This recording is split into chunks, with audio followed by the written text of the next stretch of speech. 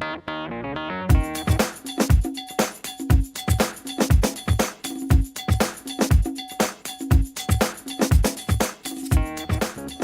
and welcome back to my kitchen table. Thank you so very much for being with me again in this we look at chapter 10, that third threshold of intimacy that I call love. You know what we talked about, the physical. You had to mature physically to be ready for intimacy. The second thing was you had to have a trust. And then this third thing is love. You can't have one or two of them without all three of them. You can't pick and choose. Okay, I got this and this. You can't do that with this. You have to have all three. You have to have all three. For example, you may have love that you have for a father or an uncle or a cousin or a brother. You have a love for them. You have a trust for them, but it's not the right kind of love for it to be a good experience as far as intimacy is concerned. Family love is a little different than a partner love. Family love is a whole lot of different than a partner love. And don't you love me if you love me? And oh man, how many of you girls or ladies have ever heard that when you were growing up, especially in your teenage years, when some young man was trying to get you to cross a line that you did not want to cross? Well, if you loved me, you would. If you cared for me, you would. You'd do this if you had feelings for me. That's a bunch of junk. It is something that guys use to try to get you to go further than what you want to. Plain, simple. Unfortunately, sadly, I was one of those no good for nothing teenage boys that was want to do anything he could to see how far he could push the envelope. And for that, I am sorry, and I have repented and repented and repented. However, I can speak to you and tell you that that's just a lie. Well, if you loved me, you would. Well, if you loved me, you wouldn't ask me to. If you loved me, if you cared for my feelings, if you cared for me, you wouldn't try to force me to cross a line that I did not feel like that I needed to cross. If you loved me, you would not try to talk me into something that I've already told you no about. And so you see, ladies, you have that right to say no. You have that right to not have someone in your life that's going to push you. You may have trust. You may trust them. Hey, you may have built a bond of trust between you. I mean, you trust them. But yet maybe your feelings haven't progressed to the point where you have the love. The right kind of love that is going to take you into an intimate relationship that God intended for you to. You see, God set up this whole thing of intimacy. When he made Adam and Eve, he began to set up in them this whole thing of intimacy. It is supposed to be something that is enjoyed by both partners, something that both enter into, something that both can begin to feel like they come together in unity. See, that's the key word there, in unity, where the two become one. Where they're no longer two, but now they have become one as they begin to come together in intimacy. And this is where you really have to kind of really be careful, because whenever that you let someone in to your life and you go further than what you haven't passed all three of these thresholds, whenever you do that, one thing that you need to really kind of understand is that unites you with them in a spiritual context until you do something to sever that. Not only that, but it also begins to associate you with everyone in their past who they have been, I won't say intimate with, but everyone else in their past who they have had sexual relationships with. It begins to unite them with them as well. And so you have to break free from that. You really, really have to break free from that. You have to understand that there's a right kind of love and a wrong kind of love. There is a fake love. There's a real thing, but there's also a fake thing. There's also a fake thing where people are just saying they love. Saying I love you is not the same as loving you. You have to find some actions. You have to find some truth behind the I love you. Because if you can't find the truth behind that, hey, listen, you're just being used. You're just being used. That's all. That's all. But I love him. I know of a lady who is so in love with this guy. This is today. This is not something that a past case study. This is something happening today. She is so in love with this guy that she knows that he is going and sleeping around with several different women. But she is so in love with him that whenever he comes over for a little booty call, she gives in. So much to the point he gave her a sexually transmitted disease. And guess what? She has to go to the doctor. She has to be treated. He didn't even tell her. And she's the only one she'd been intimate with.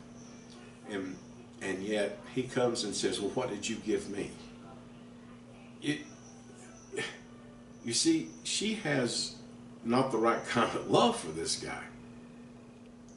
She's got a blind love.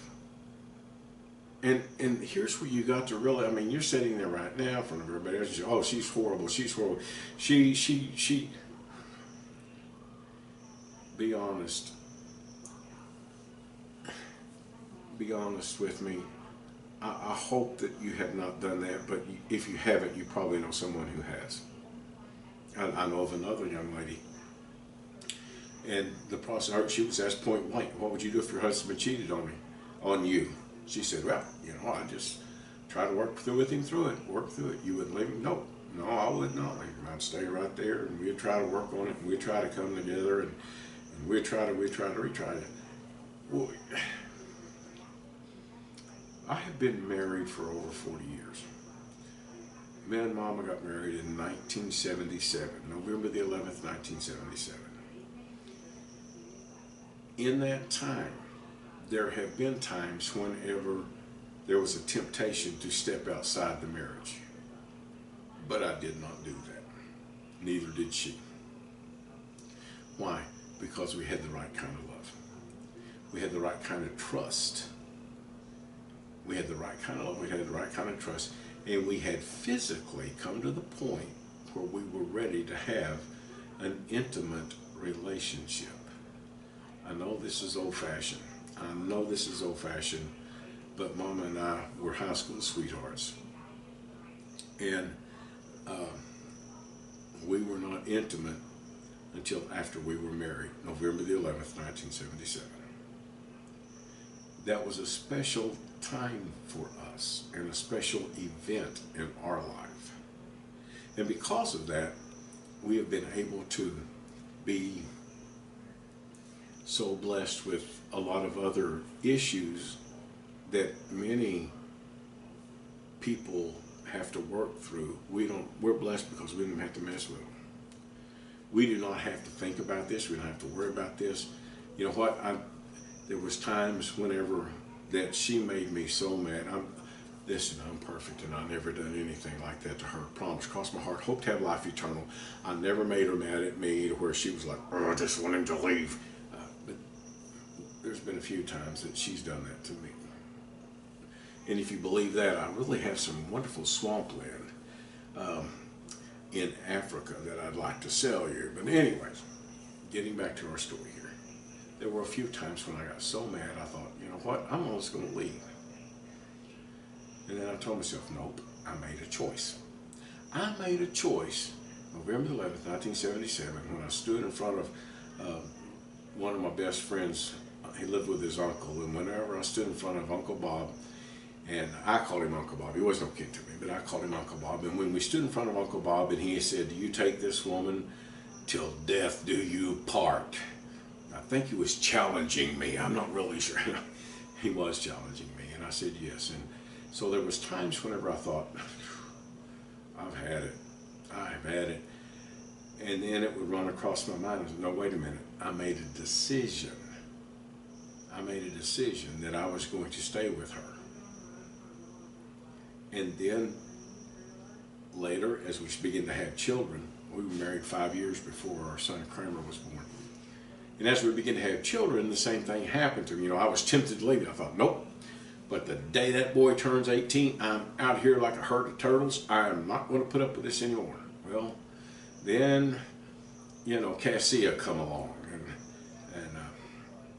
And we lost a daughter, Casey. We lost her when she was 19 days old in between them. And our daughter, Cassia, was killed in an automobile accident when she was about 21, I guess. Not quite 21. And,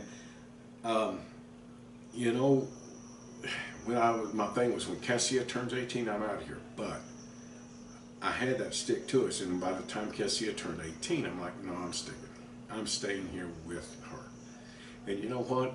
That's what kept us going through the hard times, through all of this frustration and everything else that we had with one another. We began to just stick to it, and we decided that we were not going to get a divorce because it'd make the other one entirely too happy. And we were going to do everything we possibly could to stick around and make the other one's life a living nightmare. And that was our pact. Pact from day 3. I'm not giving you a divorce, I'm going to make you miserable the rest of your life. And so anyways, that was our little joke, our little pact. Now here's the thing, guys.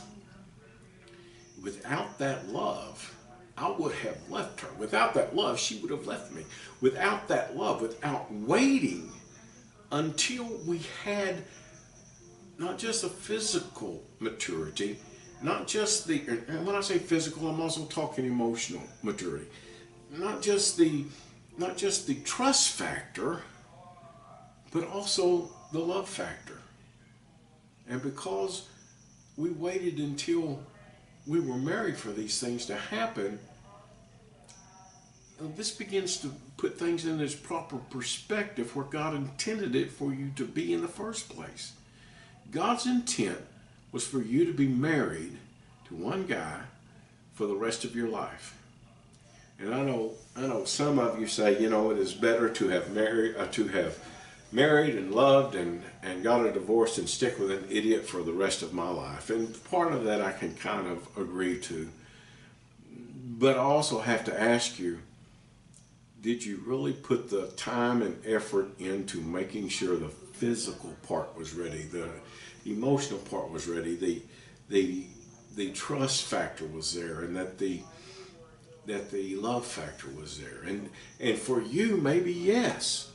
Maybe you checked all those boxes. But did he? Was he checking all the boxes along?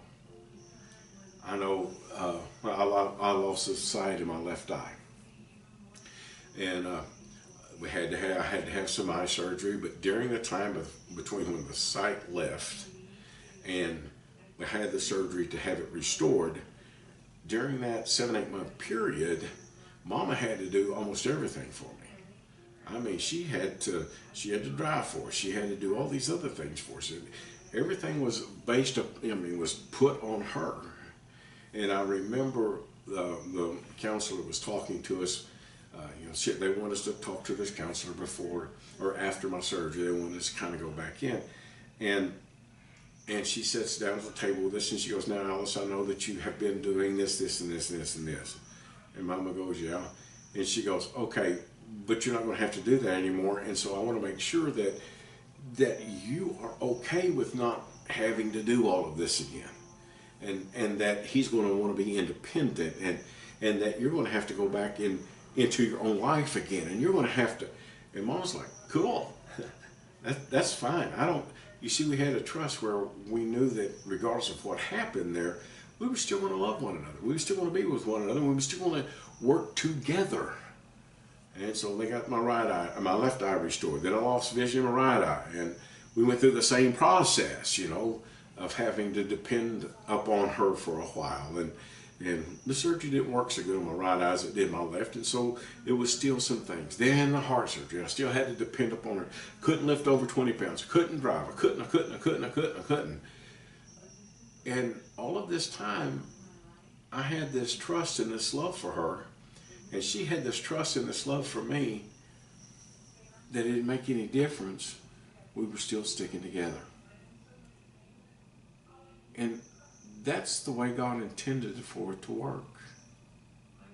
That's the way God intended for it to be. He intended for us to find that special person that we can begin to love and cherish all the rest of our life. I know in biblical times, they came to Jesus and they said, hey, what about divorce? What about divorce? And what did Jesus say? Moses gave you a law of divorce because of the hardness of your hearts. It was not God's intent. It's not the Father's intent for you to be divorced. And I understand that probably some of you are sitting there watching this video and you're saying, wait a minute, I did not intend for the things to happen the way they did. I was going to stay married to him forever, till death do us part. But he started cheating on me, started doing this, he started doing that, he started doing drugs, started doing alcohol, whatever, and he left. And then after that you've seen that didn't happen, it's easy for you to believe Satan when he says that nobody is wanting to be or give you that kind of commitment. And because nobody wants to give you that kind of commitment, it's easy for you just to not give anybody else that kind of commitment, and you can just turn around and walk out. But I want to tell you something here. Love is an emotion that will cause you to put up with more than you ever thought possible. Love is an emotion that will make you begin to look past some mistakes. And since you are a picker, I want you to really kind of grab a hold of this and hang on to it. You deserve somebody who's going to love you, who's going to respect you, and who is going to live their life trying to make you happy. Just like you're supposed to live your life trying to make them happy. This is God's plan, that you love one another and you try to make each other happy. I know Tina Turner used to sing that song, "What's Love Got to Do with It?" Well, I'm telling you, for a happy life, love's got everything to do with it. It's got everything to do with it. It is the essential part and necessary part that causes a marriage to last. It is the essential part and the necessary part that causes love to grow and to expand. It is a necessary part that is needed for you to have that life as a picker. You don't have to have a man in your life to be a picker. But you can't be a picker if you're just getting jerked up by every bozo that comes along. You have to make up your mind. I'm not going into anybody's basket, but I'm going to decide who goes in my basket. Not just who gets in the basket in the grocery store, but who gets to go through the checkout. And please, please, don't think that just because something is in your basket that you are obligated to go past them riding in your basket for a few minutes. Hey, I bought you that drink, so what? Hey, I took you out to dinner, so what? Hey, let's go back to my house. No, but I bought dinner, so what? So what? You ask me out. You didn't say, do you want to go out and eat? And if you go out and eat, that means I expect us to go back to my house and have sex after a while to pay for your dinner. That wasn't what you were asked. You were asked, do you want to go out and have supper? So you're not obligated. You're not obligated at all to do anything. You're not obligated at all to move into my apartment. Let me move into your house. You're not obligated to do that. You're not obligated to do that at all. What you are obligated to do is take care of yourself. Keep yourself pure. Keep yourself honest. Keep yourself trustworthy. Keep yourself as someone that someone else can love. I said this in the book, and I'll say it to you. A good man is not necessarily looking for a Miss America who's never been kissed. But a good man is looking for somebody who will trust him and he can trust them. A good man is looking for somebody who will love him and he can love them. A good man is looking for someone that he can trust and love enough to build a future with. One of my favorite shows to watch is a program called Snapped. It's about individuals who fall in love and they live together, and they get married, they live together, they are together, sometimes for 20, 30 years, and all of a sudden one of them snaps and kills the other one for whatever reason. That's one of my favorite programs to watch. And one of the things that always gets me is whenever it's high school sweethearts and they live together, they get married, they live together, they've been married for 30 years, and then all of a sudden one day she just snaps and has him killed, or she kills him, and you go back and look and it's all over, usually over money or this or that or whatever. It's usually over something that's petty. And I keep thinking, how in the world, since high school, could you have lived with this person? Trusted this person trusted you, this person loved you, and then they find out that, oh yeah, by the way, you spent all the money that's in the checking account. Oh yeah, by the way, you spent all the money that's here and all the money that's there. A good man's not looking for someone like that. He's looking for someone who's going to help him build that bank account. He's looking for someone that he can trust to be a part. And you should be looking for someone that you can trust to build that bank account with, and not thinking he's going to go spend all of the money that's in there, or he's going to try to take a vacation or buy a car or do this or do that with the cash that we both have put in there. It's not just trust, it's also the right kind of love. All three of these thresholds, this physical / emotional thing, has to be crossed. Then the trust issue has to be crossed. And the third and final threshold is love. Love is a very, very powerful emotion that will cause you to do things and say things that you never thought you would do or say. Love is a very powerful emotion that God built inside of you for a purpose, and that purpose is so that you can find someone who loves you back, and that the two of you can become one, and the two of you can begin to make a life together. You may not have been able to, that high school sweetheart may not be the one that you married, or may not be the one that you're with, or that husband may have treated, that first husband may have treated you bad, the second one may have treated you bad, on and on and on it could go. But the bottom line is this: you don't have to quit looking. You just have to start looking around a place for somebody good. You've seen all the bozos in the bars. Why go back there and look for another bozo? Hey, there's just as many snakes in church. Be careful where you go. Be careful where you look. But the thing I'm really trying to get to you is lift up your standards. And understand that you have standards. And that they're either going to live up to your standards or you're going to send them bouncing on down the road.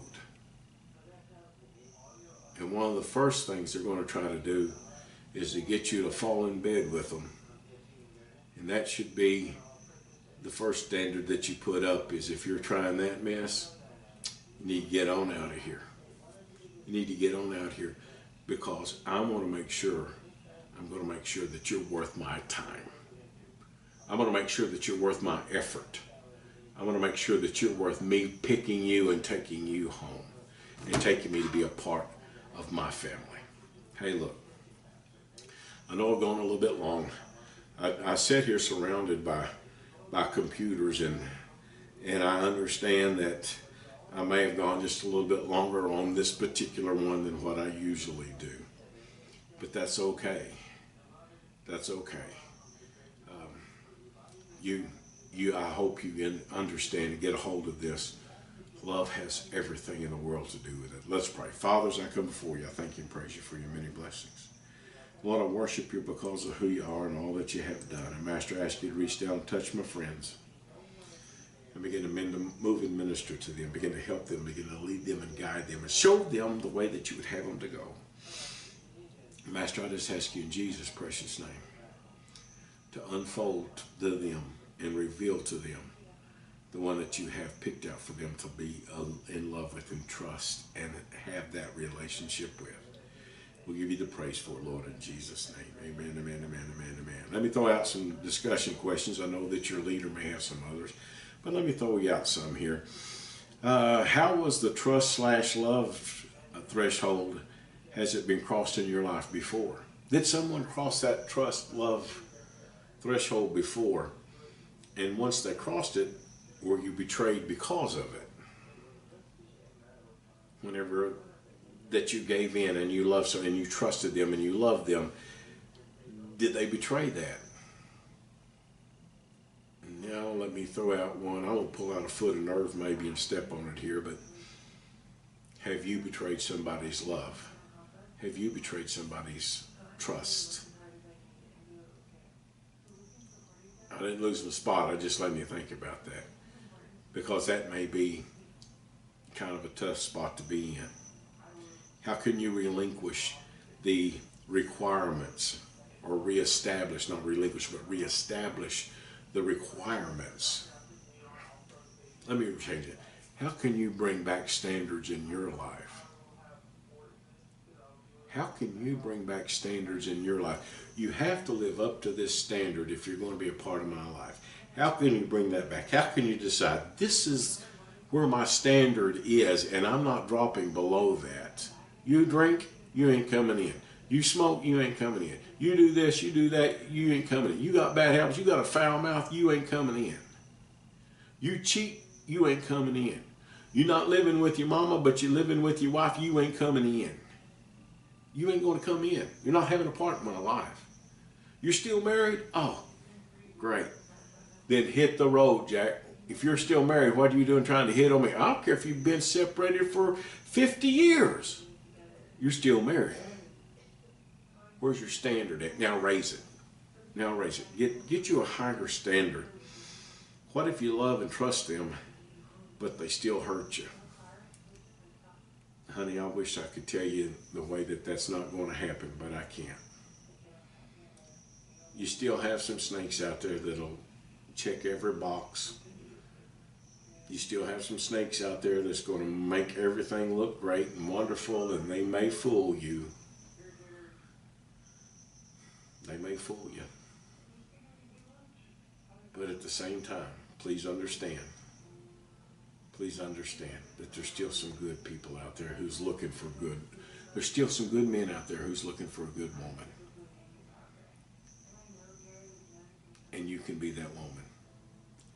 Hey, next time we're going to get together and talk about strongholds in your life. I told you a few videos back that this strongholds in your life may be the longest video I make over this, because there's so much ground to cover, and I'll try to do it quickly.